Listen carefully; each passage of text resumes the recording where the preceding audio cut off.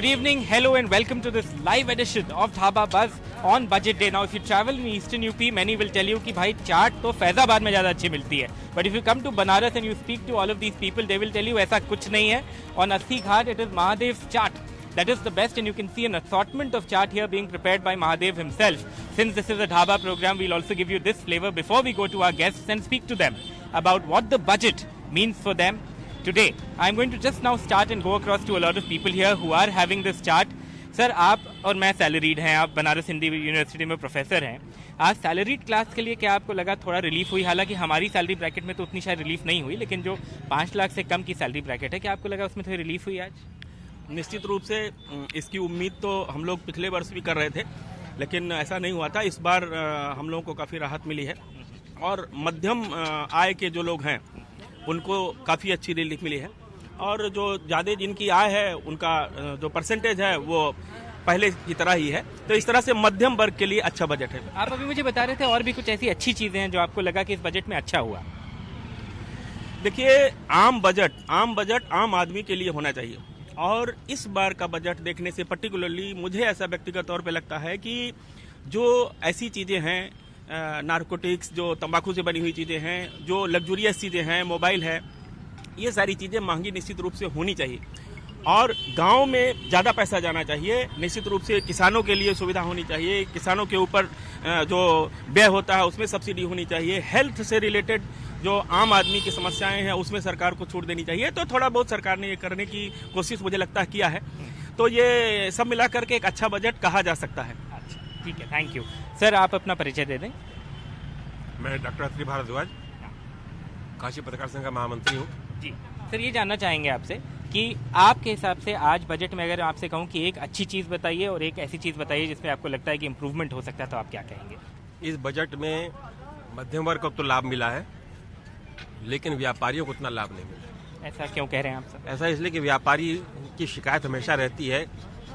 पहले उनको नोटिस आता था, अब सम्मन आने लग गया, और जरूरी है कि व्यापार को सरलीकरण किया जाए. तो व्यापारियों को का ये कहना है कि व्यापार जब तक सरल नहीं होगा तब तक उनको दिक्कत रहेगी. लेकिन बजट जो बना है वो चुनाव को देखते हुए मध्यम वर्गीय वर्ग के लिए बजट बना है, और वो बजट ठीक है.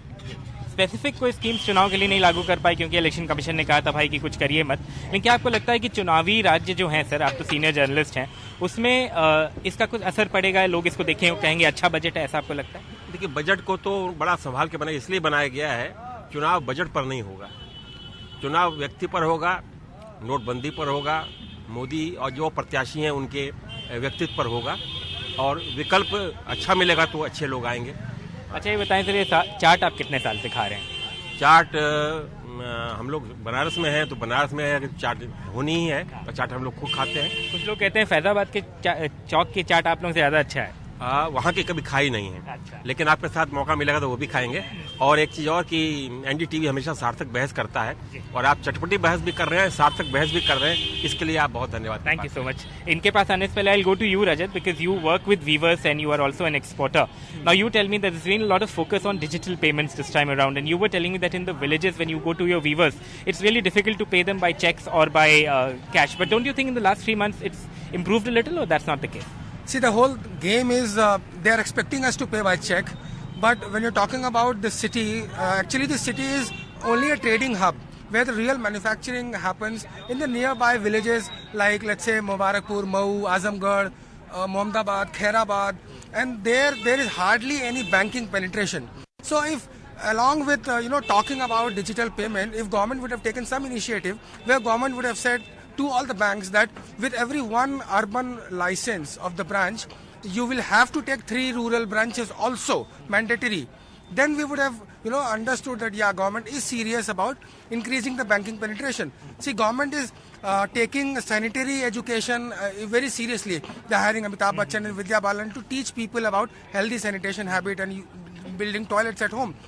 But then if that is the situation of our economy now, imagine there is no banking penetration. But you're not satisfied with the things Mr. Jaitley said in his budget that we are trying, and there's a lot of corpus now inside within banks because of demonetization. See, the whole game in that is, out of 125 crore people, it's only 1.25 crore who are paying direct taxes. And they're not paying direct taxes because there are no access to banking system. All right. So what's your name? आपका नाम क्या है? AK लारी नाम है। लारी साहब, आपसे एक छोटा सा सवाल ये है कि आज रेल बजट भी प्रेजेंट हुआ, हालांकि अब उसका पार्ट हो गया है। ये कह रहे हैं कि अब बायो टॉयलेट्स लगा देंगे कोचेस में, सेफ्टी के लिए 1 लाख करोड़ या ऐसा कुछ पैसा दिया। पिछले कुछ महीनों में एक्सीडेंट्स भी हुए हैं। सेटिस्फाइड है आप रेलवे के लिए जो कहा गया?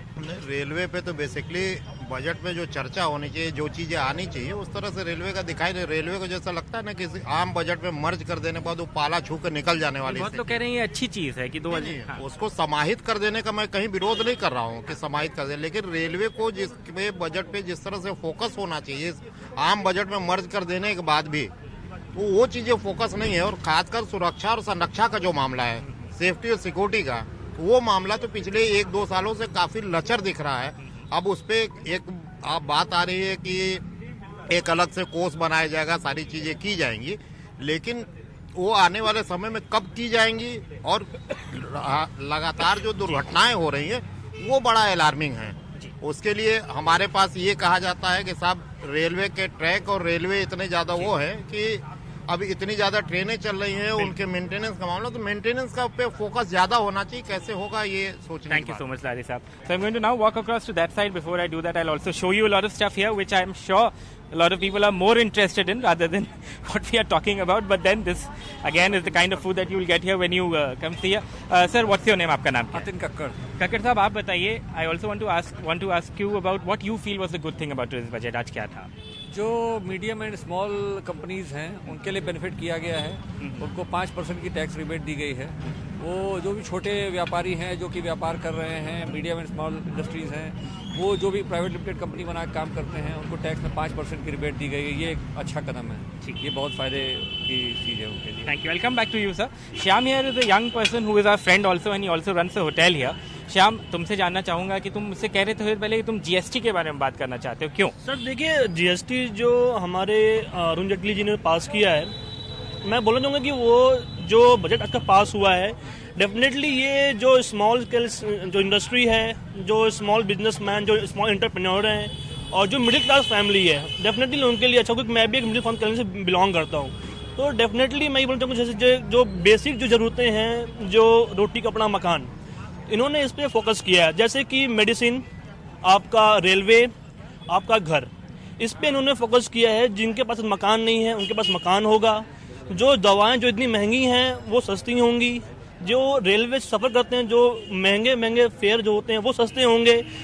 अगर आप बात करें वाराणसी की, वाराणसी एक टूरिस्ट स्पॉट है, ठीक है, जहाँ पे तमाम कंट्री के लोग आते हैं घूमने के लिए। तो जब रेलवे का जो फेयर जब सस्ता होगा, जो आम आदमी, जो आम कहने मतलब जो फॉरेनर्स जो आते हैं, वो भी अपना एक बजट बना चलते हैं। इनक्रेडिबल इंडिया भी लॉन्च करेंगे, टूरिज्म हब्स भी बनाएंगे। एज ए होटेलियर तुमको क्या लगता है, सही बात है? बिल्कुल सही बात है। जब रेलवे सस्ता होगा तो लोग आएंगे, डेफिनेटली फ्लुएंसी बढ़ेगी, लोग सफर करना चाहेंगे, उनका जो बजट बना हुआ वो कभी डिस्टर्ब नहीं होगा। तो डेफिनेटली वो टूरिज्म पे इम्पैक्ट करेगा। और मैं लास्ट में एक चीज़ बोलना चाहूँगा, हमारे देश के प्रधानमंत्री श्री नरेंद्र मोदी जी जब जाते हैं विदेशों में तो वो हिंदी में भाषण देते हैं। चूँकि ये आम बजट है, आम लोग के लिए है, आम जनता के लिए है, तो आम जो जनता है उसके वहाँ तक बात पहुँचनी चाहिए।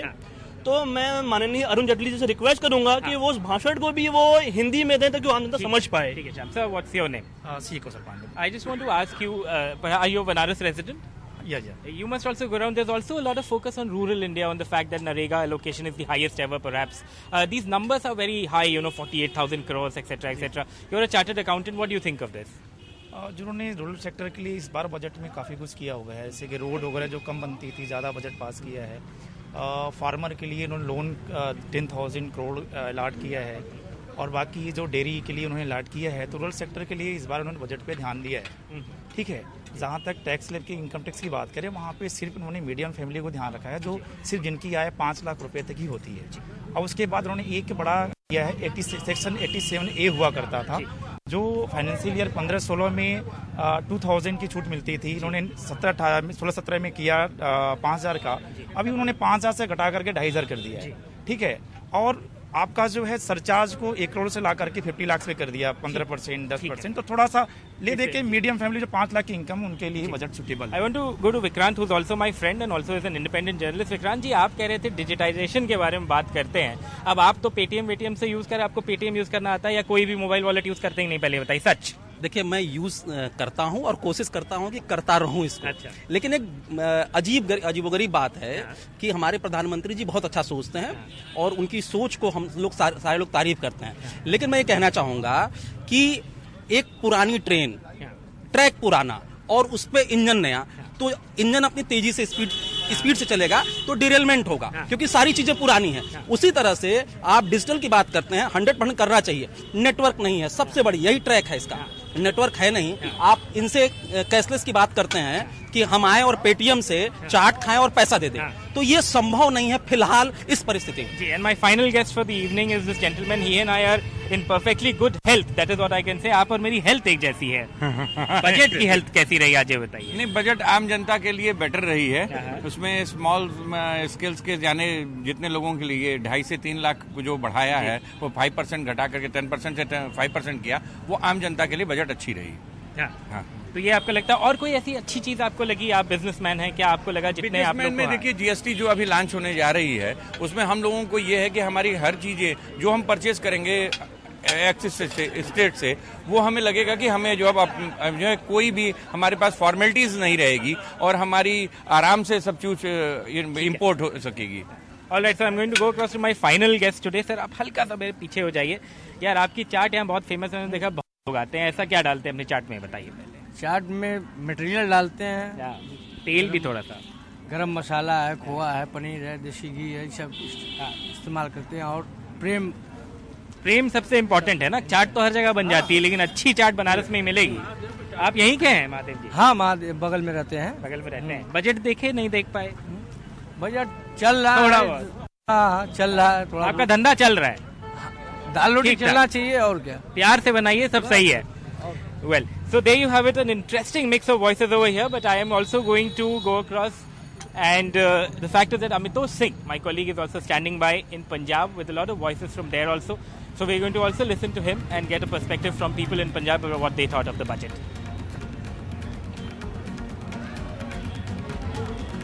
Well, thank you so much for that, Alok. While the elections in UP are still a fair distance away, right now in Punjab, we are heating up to the elections. Just 3 days left for the 4th of February. That's when the people will vote. And how will this budget really play out? We are right now right next to the Golden Temple Heritage Street and also at Pravada Dhaba, one of the most famous dhabas of Punjab, Amritsar. And we will tell you in just a bit after this very short break what's on our menu. Don't go anywhere.